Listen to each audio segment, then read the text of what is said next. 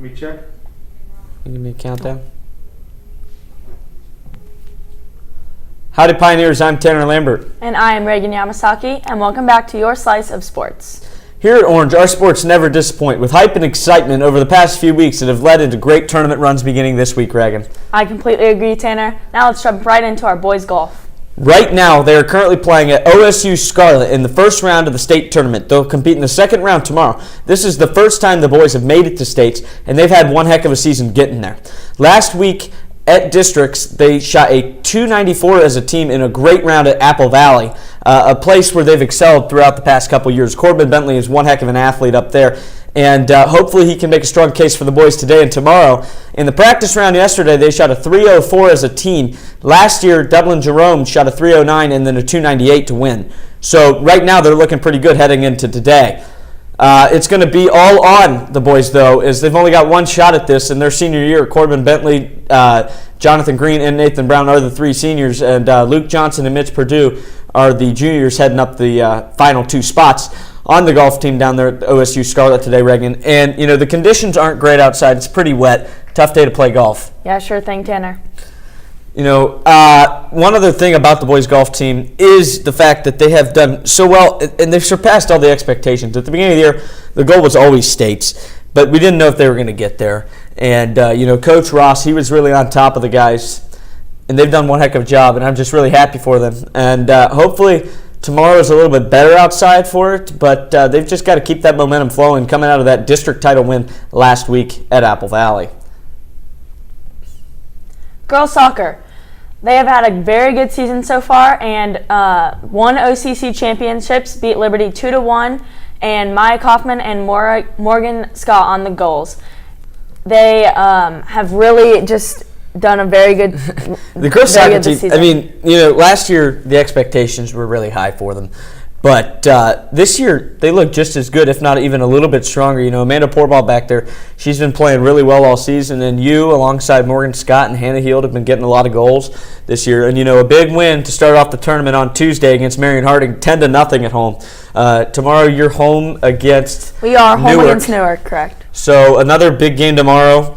Hopefully a win to move on. And it looks like we've got home field for a while going through the bracket, Reagan. You know, I mean, tell us a little bit more about the girls' team as a whole. Of course, and depending on if Worthington Kilbourne beats Westerville Central or not, that'll be a definitely close game because Worthington Kilbourne is seed 15 and Central is 23, so they're very, very close. Yeah, they're both good teams. You know, you guys have had a couple tight games this season. You know, Pick North is a game that comes to mind where it should have been, you know, a win, but it was shaky at the beginning and whatnot, down 1-0 early, come back and tie it up and all that. But, you know, if you guys can get a lead early, you've been able to pretty much win this year. And winning OCC was huge, especially with the new bracket and having Upper Arlington in there, as well as Jerome and Kaufman being able to be outright OCC champs. Never a bad thing, Yama. And being the 3 seed at home field, you can't complain either. Let's move on to boys soccer, though. Boys soccer did lose to Liberty 3-2 and did not, unfortunately, win OCCs. And Bolt and Nichols were on the goals to score against Liberty. And they have also had a very good season. They've had a good past few weeks and coming in very strong for the tournament. You know, Jerry Ashmead's helping lead the charge out there, along with Baraka Jameh and, you know, Jack Barry. Aaron Kim's been one heck of a goalkeeper this season for the boys. And they're going to look to make a strong tournament run here. They can really score quickly. Their goals come in bunches. And, you know, if they have a defensive breakdown, which hasn't been very often this season, you do have Kim back there to hopefully make the stop, which he's done a great job at. You know, if we look at the bracket here, the boys, they start their tournament run tonight against Franklin Heights. Their first game was postponed due to the other team having coronavirus, a little outbreak there. So it got pushed back and postponed, and then now they're just going to play Franklin Heights. The boys are the 6th seed. And they're going to look to move on to play Westerville Central in a really good contest, that would be. I think that'd be an exciting game for the boys, one they can definitely win. But, you know, tournament runs across the board. And we'll talk about volleyball real quick, too. They are the 1 seed in Central Ohio. They swept Bishop Watterson 3-0. They're number 3. They're the number 1 seed in Ohio, the number 3 seed in the state overall. they have no sets lost to a Central Ohio team and only 2 losses overall on the whole season. They are OCC champions again.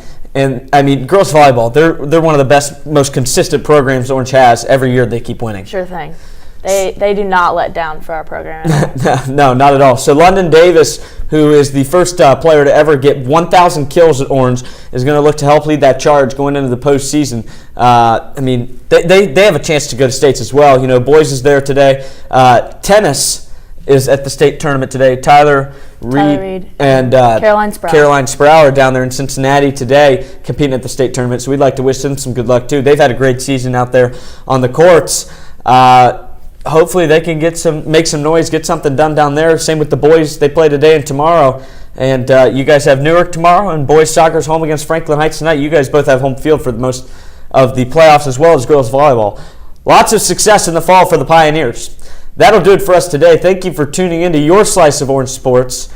We've got an exciting week ahead, and we can't wait to talk about it next week. Look for Ben and Ethan to have a show, and we'll be back next Friday. For Regan Yamasaki, I'm Tanner Lambert. Have a great weekend. See, I'm down with that. I'm solid.